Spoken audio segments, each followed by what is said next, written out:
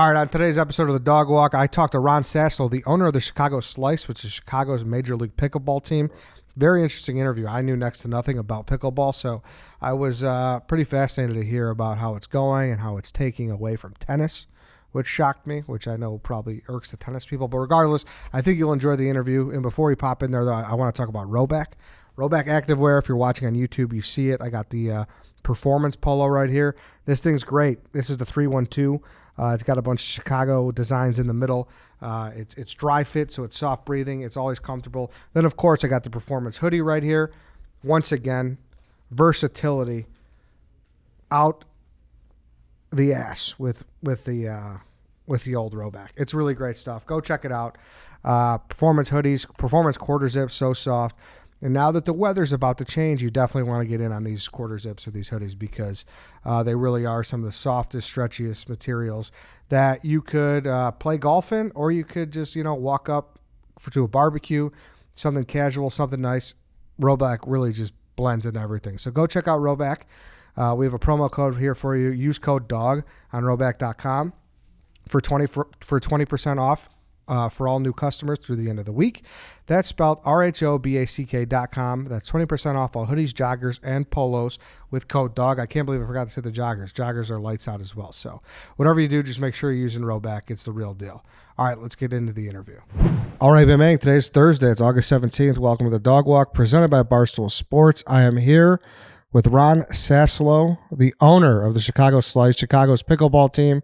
We are in the compound, the practice facility. Ron, thank you for allowing 8 hooligans to barge in here and play on your court. Great to be here, Eddie, with you guys, and always good to have the hooligans in the house. So yeah. So, all right, Ron, how did this come to be? I know you didn't wake up one day and just dream you would own a pickleball team. That is a true statement. So it came about really during COVID. We have a firm called 35 Capital that invests in different sports and sports technologies. But during COVID, my family and I were locked up like everyone else was. We had access to a pickleball court. We started playing it, and it was so much fun. We realized there had to be something there. So after a couple of years of that, we realized that it would be a fun business to get into. And we started ProXR Pickleball, which is our paddle company. Started having some success and learning all about the industry and the different tours and leagues. And one of those leagues was called Major League Pickleball. And at that time, they were looking to add teams. So we rounded up a bunch of business people, a bunch of celebs, and we decided to give it a try. Put our application in to get a team. And luckily last October, they announced that we would be getting the Chicago franchise, which we named the Chicago Slice. And how many teams were in existence at the time? Do you remember? We were the 16th team that was invited in. And then soon after that, the demand was so overwhelming, they decided to push it up to 24 teams. 24 teams now. Yeah. Well, I mean, because it's all that anybody wants to talk about now. It's how much it's blowing up and how popular it is. And it's like the fastest growing sport. So Major League Pickleball, is this the league that, who else is in on this? Like, is this the league that Brady owns a team and who else is in? Tons and tons of celebs. Brady's in there, LeBron's in there, Kevin Durant's in there. There's Drew Brees, I think you mentioned. Just about all the different celebs in sports have jumped in, and this is the one that they're investing into. Okay, so this is the big one, because I'm sure once the boom happened, there's probably a lot of, how many leagues are there? There's a bunch of leagues. I'd say there's really 3 of them that would be considered the top leagues for the pros. There's one called AAP, there's one called PPA, and then there's one Major League Pickleball. Okay. But the Major League Pickleball is in my opinion, the most exciting of them. They have team events as opposed to individual. And you draft teams similar to fantasy football. And so each year you're going to have a new team. But the players love it. They duke it out against each other every week on their other tours. But when they get together with Major League Pickleball, it's a team event similar to a Ryder Cup in golf. And it's fun for them to have their opponents be their teammates for that. Wait, weekend. Go back to that. So the players are not partial to a team. You get redrafted every year. Get redrafted every year. Yep. Really? MLP there's 24 cities. Wow. And they'd like their top pros to be able to play in as many cities as possible. And since right now the tournaments are only held at a common location, it's not possible to get to all 24 cities. So they want their top players to play in all the teams. And so that's where the idea of the redraft came in. Wow. That's very unique. Yeah, it is clearly. unique for sure. And I think pretty brilliant, honestly, because, if one of the top players was in Seattle, nothing against Seattle, but, they don't have a chance to visit all the other cities. So this is a way to ensure that they'll at least spread out. There won't be 24 years of playing, so they won't be in every city, but they will be in multiple cities. Okay. And what is, so how many, there's 26 teams, how many cities host events now? Right now it's there's 4 or 5. They're generally going to Florida, California, Arizona, and Texas. But as the sport continues and eventually they have home, facilities in all 24 cities, there'll be matches that will go into those cities as well. Gotcha. So what's like holding that back? Because that feels like we could find a pickleball facility in Chicago, right? And you guys could play there. It's getting there. It's a lot closer. Right now, the demand for courts, in particular indoor courts, just so outweighs the supply. And Really? so there's a ton of projects that both we're involved with and ones we're not involved with to bring a lot of courts to Chicagoland and all the cities. Gotcha. So it's grown. You said it. It's grown so fast that they just haven't had a chance to build the courts. Is there some like data or some like facts that you've heard about pickleball? Because like I said, you just hear how fast it's growing, but and maybe you don't. If you don't, that's I can fine. make them up if you want, but the hey, answer we're fine. is really fast. We do pseudo facts here. That's okay. Exactly. But No, but it's now in the millions. We've heard, anywhere from 8 million are regular players to 24 million who have tried it, and it continues to grow like, crazy. We also have seen tremendous growth internationally as well. oh, really? And that makes it pretty exciting. Our team was over in London 2 weeks ago for one of the international events over there. Tons of players playing over there. A bunch of the U.S. players went to play and did pretty well because the U.S. is still ahead of the rest of the world in it. But it's not like it was a few years ago when you couldn't find it over there. It's there in a big way. So it's there. So what's the how many people on a team and everything? I guess I'm a complete noob, I guess they would say. So I don't know how many people are on the slice. So each team has 4 players. It has 2 men and 2 women. And a typical match will be obviously against another city. You'll have the men play the men, then you'll have the women play the women, and then you'll have 2 mixed matches. So all 4 players are going to play a number of games within the match, and then depending on how they do, they move on to the next round. Gotcha. So it's all kind of like a tournament style thing? Exactly. And that's one of the cool things about MLP2 versus the other tours is it is tournament style. It's bracket style. I like that. Yeah, absolutely. And so, one of the big things, the future of pickleball is having gambling become part of it, like all the sports out there. Mm-hmm. And I feel that they're really well positioned on the gambling front because it's brackets, and you don't have to look really hard in March to figure out that people like betting on brackets and being part of that. And so it's great to bet on the individual matches, but teams in a bracket setting, I think, is just a natural for it. Okay. And then now you said it's not a season format really. So is it kind of like there's 4 main tournaments? Like, is it like golf, like the 4 majors, or how does it work? It's similar to that. There's 6 of them this year, and they are similar to golf, that they're in some really cool destination.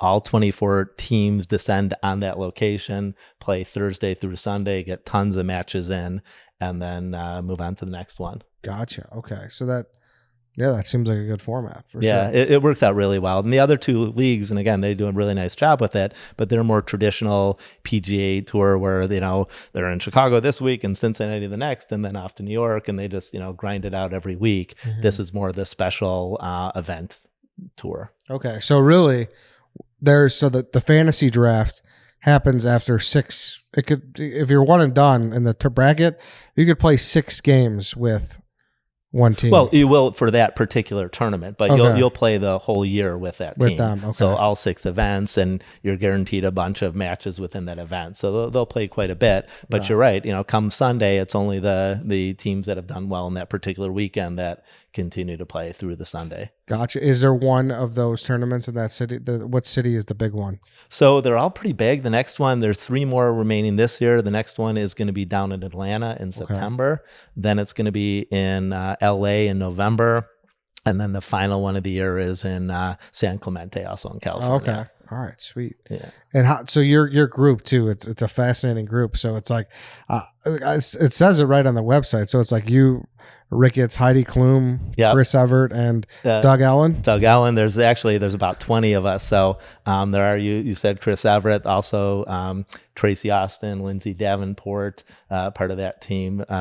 Gigi Fernandez, all great Grand Slam tennis winners, who recognized early on that as much as they love tennis, and there's a little, sometimes beef between tennis players and pickleball players, but they saw the future and they definitely wanted to be part of that. So that was a group. You mentioned Tom Ricketts, certainly understanding the sports and sport world. He was excited to be part of it. And then others, David Justice, great baseball player. He's part of the ownership group. Doug Ellen is on the entertainment side, but an avid fan and a pretty good player as well. So it's kind of a mix of great business people and some celebs out there to help get the word out. But the common theme is that they all really like pickleball as well. That's cool. So is it like, who's calling the shots though? Are you and Heidi Klum going over lineups before? You know what? Unfortunately, I've yet to get the phone call from Heidi asking to weigh in on player decisions, but my phone is always on, ready for that to happen. That would be pretty funny. That would be pretty good. So who's like? Are you? What kind of owner are you? Are you a hands off? Are you a Jerry Jones meddling owner? What's somewhere the style in between, here? probably leaning it more toward the Jerry Jones side of things. Oh, let's go. We do like to get involved, but the that. players are amazing. We don't tell them what to do. We do have a great coach in Ray J. Murphy, who has been coaching tennis players for 40 years now and is a pretty accomplished player himself. And so he's come on board to be our professional coach, and he works with them on court strategy and scouting of the other teams and players and all that. So I let him do that piece. And again, the players are fantastic, but it is fun to meddle around a little bit. I mean, you have to if you're on a sports team Absolutely. like that's what Exactly. that's what you got to do a little bit. So we are airing tomorrow the White Sox Dave Challenge. He played one of your guys, Andre, and he was a tennis guy. We talked about that before. You just brought up tennis again. Yep. What do tennis people feel about pickleball? Initially they don't love it. And I don't think they like it because, first of all, we're taking over tennis courts. Pickleball's taking over tennis courts. And so that makes them a little nervous. The best analogy I can come up with is when snowboarding first started to become big and all the skiers were like, get the hell off our mountain. What are you doing here? You're dangerous. This, that. And eventually they realized that, you know what, it's becoming really popular, so you might as well get on board. Once they actually play the game, I think the light goes off and they get it, and they realize that the sport has a lot of great pieces to it that tennis doesn't. And they when you find a tennis player that really doesn't like pickleball, I'm believing that they haven't played pickleball yet, because once they do, it's a pretty quick transition. You got a court back there, which I'm assuming before you got this trend happen, it was all tennis. It was all tennis. What's the ratio now, pickleball to tennis out there? I'd say the last 200 times I've been out there, 200 of them have been playing pickleball. Wow. So yeah, it's a shutout. Damn. And I just we left the posts out there that someday we might go back and set up the tennis and all. I just don't see a time that ever happens. Wow. Yeah, it's completely so much fun. So the tennis balls are they're for the dogs now. Pretty much for the dogs now. Yeah. That's it. Yeah. I'll be honest. If I was a diehard tennis person, that would be tough to swallow. Yeah. But you're right. It's just a fact. Yeah. Hey, let's take another quick break here. So I want to talk about Groove Life. Listen, you've been in a situation where your belt might have been a little worn. The loops were getting a little torn, and it just wasn't looking as pristine as it should be, I should say. Look at Groove Life. These people are good. They got it figured out, because if it's 2023, you should have a belt from 2023, not from 2003. And it's time to update your belt life with Groove Life here. And they have this proprietary webbing engineered with just the right amount of stretch. And Groove Life is designed with the world's baddest buckle that snaps using rare earth neodymium, I said that right, magnet set in an aluminum alloy. Trust me, your waist will thank you. And personally, I love this thing. You got this Groove Life belt, and you got this beautiful little wallet. You just slip your cards into there. It's really seamless. So go check out the Groove Life belt. Very comfortable, very fashionable, looks great, and it's really good anywhere. The backyard, the barbecue, going out to a nice dinner, Groove Life is there for you. So it's time to bring your belt into the 21st century. Head to groovelife.com/walk for 20% off all Groove Life products. That's the best offer you'll find, but you have to use my link, groovelife.com/walk, for 20% off your order. One last time, that's groovelife.com/walk for 20% off your order. Go get it. All right, let's get back into the interview. But now you said, so a lot of people are making the jump. Are they making the jump because of the popularity of it? Or are they making the jump because it's another avenue that they could play professional sports in? What seems to be the main thing there? Is it like paying more? It can't. I mean, obviously at the highest level, no. Right. At the highest level, clearly not. But from the pro side of things, I think they are making the jump. It's easier if you're not a top, let's say 20, 25 tennis player, you can do better on the pickleball circuit. Really? And that is, the growth of that is pretty outstanding. And I think they recognize that it's a great opportunity for them to be professional, to be playing a racket/paddle sport professionally. And it's a little bit of the Wild West. So if they have game and they have the skills and they want to practice it, they do really well. A lot of the pros have been former tennis players, professional players that have come over. And a lot of the former professional tennis players that have come over really struggle with it as well. So it's not a guarantee that they're going to be able to just come over and jump on the court and start whooping people's butts. It just doesn't happen that way. Mm-hmm. But those who dedicate themselves to doing it definitely are finding success. Really? So the non-top 25, you think there'd be more? It is somewhere in there. I don't know exactly where that break even is, but that does seem to be the case. And those guys, if you're a top player in either of them right now, or in tennis, I should say, either on the men or women's side, you're doing great. And the sponsorship's great and the TV deals are great. And you go to Wimbledon and US Open and all those pay handsomely. But once you're not in that top elite level, it's just not the same. And those guys are grinding it out, and a lot of them have seen it. And I think it's certainly easier on the body. It's a fun sport to pick up, and I think they recognize, looking globally, if they're taking a guess as what's going to happen in the future, they see a lot of positive signs toward pickleball that I don't think tennis is going away anytime soon, but the growth of it certainly is not at the same level. Yeah, no, it's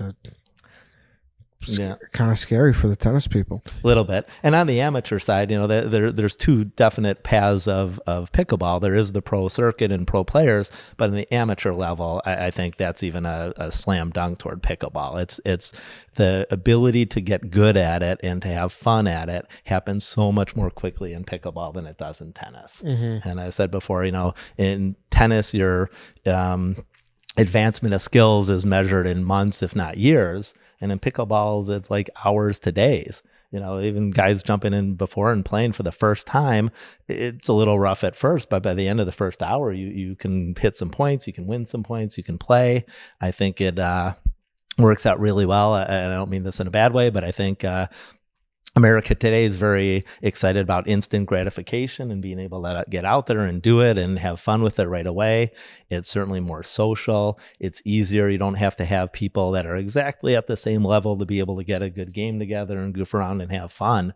So the AMs, they're loving it, and that's really fueling the growth even more so than the pro side. Yeah. No, is there like a rookie contract, or is there like a minimum thing or not? There is for the leagues. I'll handle it differently, but there are, and there's also, I mentioned the three big tours, but now there's some minor league tours and some, what would be, I guess, D league type things happening out there. So there's a lots of sponsorship dollars, both in paddles and clothes and shoes and everything else. So the players that are doing well can get a nice combo of appearance fees, sponsorship for different, articles of clothing and equipment, and then winnings. And as we do with the players that we sponsor, we match winnings. So it kind of doubles them up again. So they can do pretty decently on a given weekend if they're having success out there.